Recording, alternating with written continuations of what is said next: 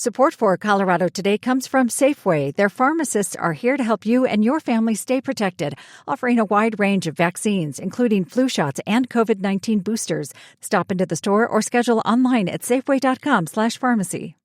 Support for Colorado Today comes from Credit Union of Colorado. With access to over 30,000 ATMs and a mobile app, they're dedicated to offering the services of a big bank with a heart. Learn more at honestlygood.org. After months of waiting, Denver's new professional women's soccer team has a name. It'll be Summit FC for football club. So not any of the names Denverite readers pushed for, and that my colleague Alex even helped make merch for. I personally wanted to root for the Colorado Cutthroats, and I have the hat to prove it, or the Black Diamonds, which was our reader's choice. If you're excited about Summit FC and the team's debut next year, you can celebrate this Saturday in downtown Denver at McGregor Square. I'm Bazi Kanani.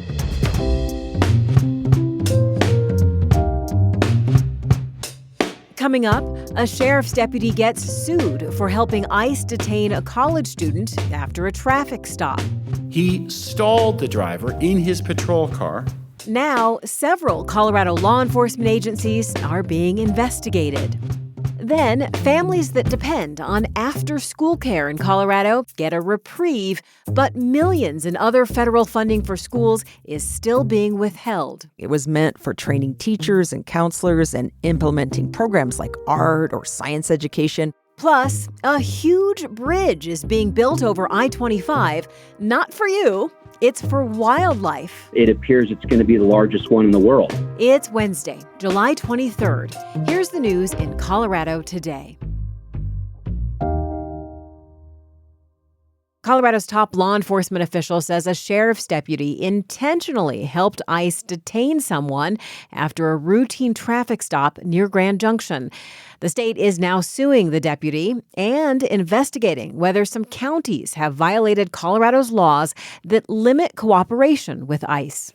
The laws that we're talking about here are legal requirements that limit Colorado public officials' conduct. They're not suggestions. They're not options. Attorney General Phil Weiser held a press conference yesterday. CPR's Allison Sherry was there. Allison, the traffic stop led a 19-year-old nursing student to spend 2 weeks in ICE detention, which she called the hardest days of her life. Can you explain a little more detail on what happened? Yeah, this took place outside of Grand Junction on June 5th. Deputy Alexander Zwink was patrolling that part of the interstate in Mesa County when he pulled over a black car. He told the driver it was because she was tailgating a semi-truck too closely. That driver was 19-year-old Caroline Diaz-Goncalves. She gave him her Utah driver's license, registration. The body-worn camera shows a pretty normal interaction between the two of them. But then he did something that Goncalves called, quote, weird. All right, do me a favor, come back to my car with me. We're going to go over some paperwork. He asked her to leave her own car and sit in the passenger seat of his patrol car. Then he asked her a bunch of, odd personal questions like where she's from, where she's going, that sort of thing. Is your boyfriend expecting you or is it a surprise? Attorney General Phil Weiser says that during that time when Zwink was asking her questions, he was actually messaging on the encrypted Signal app in a group chat that included federal immigration officials. Why was he in a group chat with immigration agents? I mean, it's a good question. It wasn't fully fleshed out in the complaint that the Attorney General filed on Tuesday, but we do know that the Signal chat had been established in 2024 to help with drug enforcement. There were a bunch of different law enforcement agencies on that, including from the DEA and the Department of Homeland Security. But Weiser said Zwink shared a photo on that chat. He knew that she had no criminal background or any warrants out for her arrest. And Weiser says that's when he should have just stopped communicating with federal agents and he should have just said, you're free to go.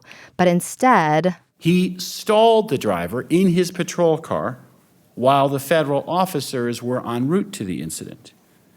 And then he told the federal officers, after he released the driver, what direction she was traveling in, what her license plate number was, the make of the car, and how they could identify her car because there was damage to the trunk. He eventually let her go with a warning, but then just a few miles down the road, I stopped her, detained her, and then Weiser says in that signal chat, Deputy Zwink congratulated the federal agent on that detention. Is it unusual for a deputy to be sued like this by an attorney general? Yeah, this is pretty unusual, that this is the method that Weiser chose to take this up. But he says that this was a very clear violation of state law. State law bars state officials from sharing personal information for the purposes of immigration enforcement with immigration authorities. And that's sort of exactly what Zwink did. The Attorney General also says his office is investigating the Mesa County Sheriff's Office and other law enforcement agencies that were also involved in that signal chat. He's looking to see if there's a pattern or a practice of potential violations of state law. Who's under the microscope here? Yeah, well, very specifically, there were 4 law enforcement agencies in this signal chat in addition to the federal authorities. It was the Vail Police Department, the Eagle County Sheriff's Office, the Colorado State Patrol, and the Mesa County Sheriff's Office, which is what we've been talking about up until now.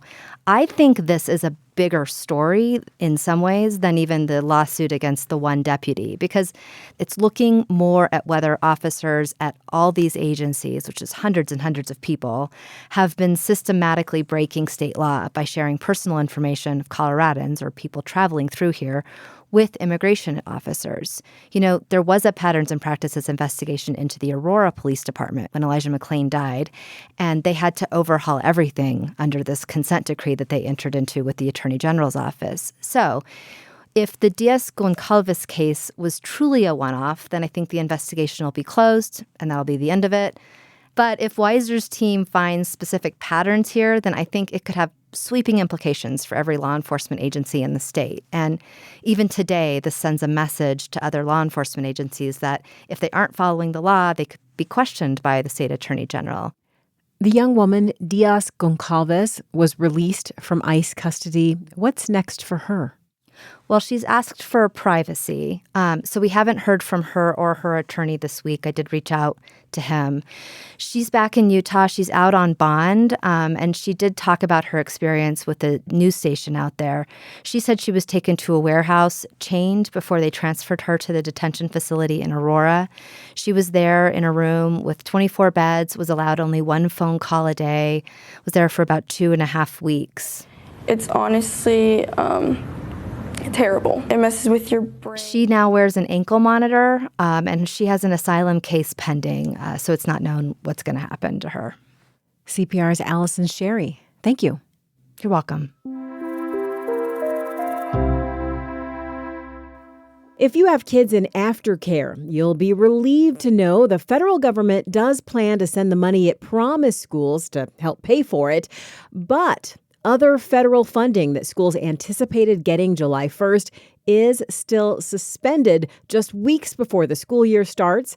CPR education reporter Jenny Brundin is here. Jenny, who does this impact? Is this money for all of our school districts? It's for many of our large districts like Denver, Aurora, and Colorado Springs. They get these grants to pay for before and after care as well as summer school. So the effects of this are broad-reaching, especially for families living in poverty. Colorado is now supposed to get $13 million total for aftercare and summer care. This is a partial reversal of the Trump administration's decision to freeze $76 million in federal grants to our state. Only a partial reversal here. How did that come about? Yeah, Republican U.S. senators from several states took an unusual step, wrote a public letter to Trump's director of the Office of Management and Budget. They said that holding these funds goes against the administration's goal of returning education to the states. The U.S. Department of Education said it will be reviewing districts' use of the funds. They want to make sure districts are using that money to follow the department's interpretations of federal civil rights law, which looks to ban efforts that address educational disparities. And what about the money that's still frozen? What are those funds for? Colorado could lose more than $60 million that are still outstanding. It was meant for training teachers and counselors and implementing programs like art or science education. It includes all federal funding for English language learners, too. So with school right around the corner, just a few weeks out, how will districts manage without this funding? Let's take Adams 12 five-star district. That's north of Denver as an example. Superintendent Chris Godowski says leaders there worried this spring about a late-breaking loss of federal funds. So they set aside funds from a reserve to maintain the staffing and programming that they'd planned for this fall. My best hope is that the federal government releases these funds. Congress appropriated the funds in the spring. And if not, if this becomes something that isn't restored, the funding's never released this year and then is cut thereafter, we're going to have a lot of tough decisions to make next spring about how to still provide a lot of these essential services in the following school year. The biggest district in Colorado is Denver Public Schools, and they're in a wait-and-see mode. They're hoping the funding will be restored, but they say if the government withholds it, services for students will be cut long-term. And they say if the freeze stands, they'll host town hall meetings to discuss with the public what options they'd like to see. The district stands to lose about $8 million. A pretty big hit. Colorado is now among a group of states suing, hoping to get the rest of the money unfrozen. That's right. And on Monday night, a second lawsuit against the administration came out to try to get that funding unfrozen. They say what the administration has done is illegal since Congress already approved the funds. The school year is quickly approaching. It starts in just a few weeks. So districts are in a very difficult and chaotic situation right now. Not what parents want to hear as they're getting ready to go back to school this year. CPR's Jenny Brundeen, thank you. You're welcome. A new project means you could see some of Colorado's biggest mammals passing right above your head. Really? And maybe you've even already caught a glimpse. CDOT is currently building the state's largest wildlife overpass. It stretches over I-25 in Douglas County. KRCC's Haviland Haskell will tell us more about it. Haviland, this isn't the first wildlife overpass in Colorado. So what makes this one stand out? Yes, Colorado's built more than 100 wildlife crossings, the majority of which are actually tunnels that pass beneath the traffic, and then there's a few overpasses. But like you mentioned, this crossing will be the biggest, and not just in Colorado. I spoke to Chuck Attardo. He helps manage the I-25 South Corridor for CDOT. It appears it's going to be the largest one in the world. We had the California people out in May, and we compared numbers because they kept on saying their overpass over the 101 is the largest in the world. So we compared numbers, and ours turns out is about 4,000 square feet larger than theirs. Not by much, but we still claim the title. The overpass looks like when one highway crosses over another and will stretch across 6 lanes of traffic. That sounds like a massive undertaking. So why does it need to be so big? Mostly because it's made for big animals. Deer and elk, for example, prefer open crossing structures with clear sight lines. But one animal may benefit more than the rest, and that's the pronghorn. The pronghorn, also sometimes known as the American antelope. Yes, technically they're not an antelope, but they look like one, and they're related to the antelope. You've probably seen them. They have white little fluffy butts. They are cute. Pronghorns are skittish and basically refuse to use the tunnels that go below traffic. This new overpass will connect 40,000 acres of their habitat with the Douglas County Land Conservancy to more than 1 million acres of the Pike National Forest. Plus, CDOT said that the new overpass could help decrease collisions between cars and wildlife by 90%. That would be a huge improvement from the 3,600 wild animal crashes that were reported in Colorado last year. 3,600, that's a lot. So how will these animals know where to find the overpass? CDOT is building the overpass bridge with sloped entrances and covering it in native grasses. They said that this will be an invitation to grazing animals like elk, deer, and pronghorns. Attardo said he's also expecting mountain lions, bears, bobcats, and even a few smaller visitors as well. We're going to put little piles everywhere on the overpass, so smaller mammals have refuge from some of the larger predators. Say you're a rabbit, for example, and you're trying to get across the overpass. You're not going to get picked off by a coyote or a fox because the rabbits are going to be able to go from small mammal refuge to small mammal refuge and get across safely. You could see Colorado's animal kingdom passing overhead by December, which is when CDOT says they plan to complete the project. Can't wait to see it. KRCC's Haviland Haskell, thank you. Thank you. Thanks to Denverite's Alex Scoville for sharing soccer team name suggestions. Lots of people are excited to root for the new team, regardless of the name. And thank you for rooting us on here at Colorado Today. Tell a friend about the podcast. I'm Bazi Kanani. This is CPR News. Support for Colorado Today comes from Credit Union of Colorado. With access to over 30,000 ATMs and a mobile app, they're dedicated to offering the services of a big bank with a heart. Learn more at honestlygood.org. Support for Colorado Today comes from Safeway. Their pharmacists are here to help you and your family stay protected, offering a wide range of vaccines, including flu shots and COVID-19 boosters. Stop into the store or schedule online at safeway.com/pharmacy.